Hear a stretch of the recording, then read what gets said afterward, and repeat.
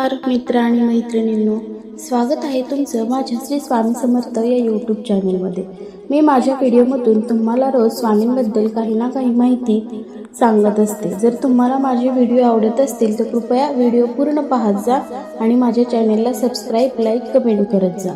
आजच्या व्हिडिओमध्ये आपण पाहणार आहोत श्री स्वामी समर्थांची कृपा मिळवण्यासाठी कोणत्या गोष्टी करायच्या की ज्यामुळे स्वामी आपल्यावर प्रसन्न होतील आणि सदैव आपल्या पाठीशी राहतील, याबद्दल आजच्या व्हिडिओमध्ये आपण जाणून घेणार आहोत। त्याआधी सुरुवातीला सर्वांना श्री स्वामी समर्थ स्वामींच्या आशीर्वादाने तुमचा आजचा दिवस सुखी, समाधानी, आनंदात जावो अशी स्वामी चरणी प्रार्थना करते।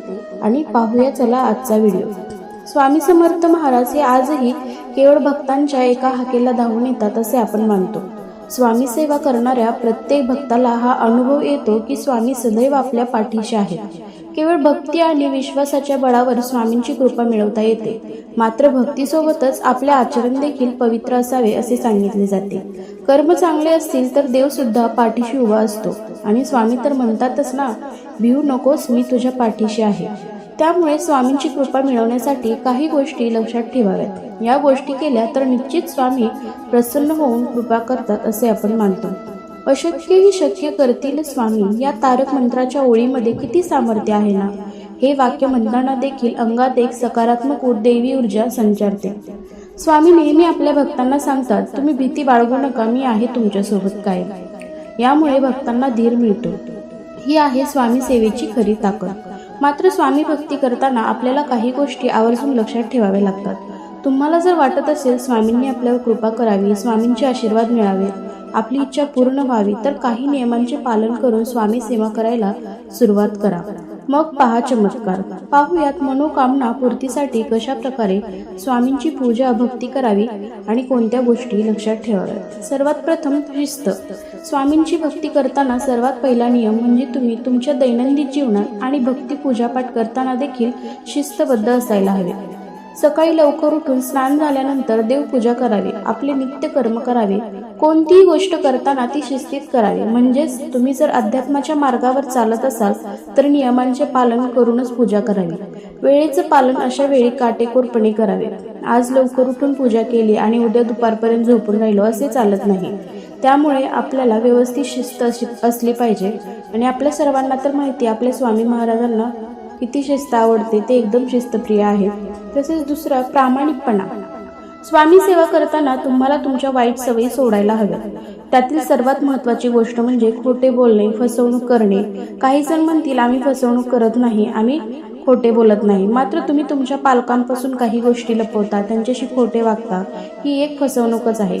तसेच वाईट आचरण करणे किंवा एकमेकांशी खोटे बोलणे, एकमेकांचा विश्वासघात करणे, या गोष्टी स्वामी सेवा करताना अजिबात कृपया करू नका। अशा लोकांवर स्वामी कधीच कृपा करत नाही असे आपण मानतो। म्हणजे आपण एकदम प्रामाणिकपणे शुद्ध अंतकरणाने स्वामींची सेवा करायची। तसेच द्वेष। देव आपलं चांगलं करत नाही असं म्हणून दुसऱ्यांचा वाईट विचार करणारे लोक कधीच आयुष्यात प्रगती करू शकत नाहीत। काही जण तर आपल्या आयुष्यात आनंद नाही म्हणून इतरांचा आनंद हिरावून घेण्याचा प्रयत्न करतात। दुसऱ्यांवर विनाकारण जळणे, दुसऱ्यांची वाईट चिंतणे, इतरांच्या पाठून त्यांच्याबद्दल वाईट बोलणे, विनाकारण एखाद्याची बदनामी करणे, अशा गोष्टींमुळे आपले कर्म खराब होते व देव या मत्सरी लोकांसोबत कधीच उभा राहत नाही असे आपले स्वामी म्हणतात। त्यामुळे कोणाचाही द्वेष करू नका, मन चांगले ठेवा, स्वामी सदैव साथ देतील। सकारात्मकता। आता आपले विचार नेहमी सकारात्मक ठेवावे, यामुळे आयुष्यात चांगल्या गोष्टी घडू लागतात। मात्र काही लोक हे सतत निगेटिव्ह विचार करतात, स्वतःबद्दल आणि इतरांबद्दल देखील ते नकारात्मकच बोलतात। असे लोक आयुष्यात कधीच यशस्वी होत नाहीत। या लोकांवर देव सुद्धा कृपा करत नाही असे आपले स्वामी म्हणतात। ज्यांना स्वतःवर विश्वास नाही त्यांच्या पाठीशी देव उभा राहत नाही। त्यामुळे स्वामी सेवा करताना आपल्या मुखातून नेहमी चांगले शब्द बोलावेत आणि कधीही सकारात्मक म्हणजे तुम्ही कधीही पॉझिटिव्हच विचार ठेवायचा, मनात कधीच निगेटिव्ह विचार आणायचा नाही। शक्यतो स्वामी सेवा करताना कोणत्याही स्वामी भक्तांनी कधीच मनात निगेटिव्ह विचार आणायचा नाही, पॉझिटिव्ह विचार आणूनच तुम्ही स्वामी सेवा करायची। आणि सगळ्यात नंतर महत्त्वाचा आहे विश्वास।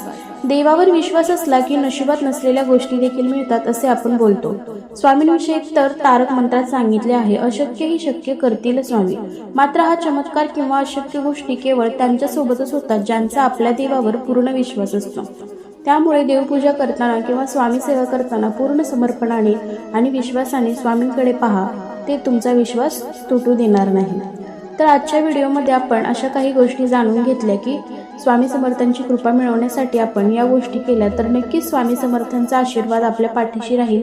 म्हणजेच की स्वामी सेवा करताना काही दुसरं करायचं नाही, फक्त काही गोष्टी लक्षात ठेवायच्या, जे म्हणजे शिस्त, प्रामाणिकपणा, द्वेष, तसेच आणखी सकारात्मकता, विश्वास, निगेटिव्ह गोष्टीचा विचार करायचा नाही, फक्त पॉझिटिव्ह गोष्टींचा विचार करायचा आणि स्वामी सेवा करायची. तसे तर स्वामी आपल्या भक्तांच्या पाठीशी नेहमी उभा असतात, पण मनात कोणताही विचार न आणता जर तुम्ही स्वामी सेवा केली तर नक्कीच तुमच्या सर्व इच्छा पूर्ण होतील आणि सर्वांच्या सर्व इच्छा स्वामींनी पूर्ण कराव्या, मी अशी स्वामीचरणी प्रार्थना करेल. तर कसा वाटला आजचा व्हिडिओ नक्की सांगा. व्हिडिओ आवडला असेल तर चॅनलला सबस्क्राईब करायला विसरू नका. लाईक करत जा, शेअर करत जा आणि व्हिडिओ पूर्ण पाहत जा. भेटूया उद्याच्या व्हिडिओमध्ये. तोपर्यंत सर्वांना श्री स्वामी समर्थ.